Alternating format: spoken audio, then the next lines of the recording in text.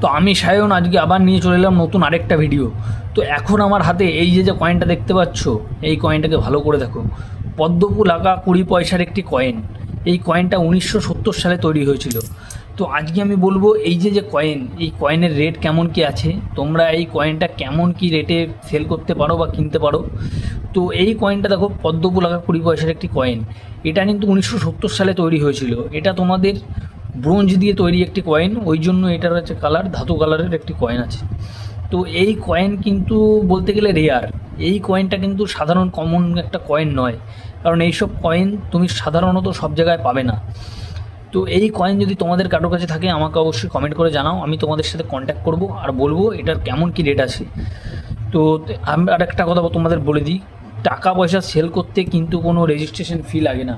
কেউ যদি তোমাদের বলে যে রেজিস্ট্রেশন ফি লাগবে, সেটা কিন্তু সম্পূর্ণ মিথ্যে কথা, সেটা ভুয়ো কথা, তাদের কথায় পা দেবে না। তো এই যে কয়েনটা দেখতে পাচ্ছ, এই কয়েন কিন্তু তোমরা মার্কেটে 300-400 টাকায় বিক্রি করতে পারবে। এই কয়েন যদি তোমাদের কারো কাছে থাকে, তোমরা কিন্তু অনায়াসে মার্কেটে 300 থেকে 400 টাকার মধ্যে বিক্রি করতে পারবে। তো তোমাদের কাছে যদি যা থাকে আমাকে কমেন্ট করে জানাও। যদি তোমরা সেলার না পাও আমাকে কমেন্ট করো, আমি তোমাদের কাছ দিয়ে কিনে নেবো। আর তোমাদের কাছে যদি অ্যান্টিক কোনো কয়েন থাকে বা নোট থাকে আমাকে অবশ্যই কমেন্ট করে জানাতে পারো।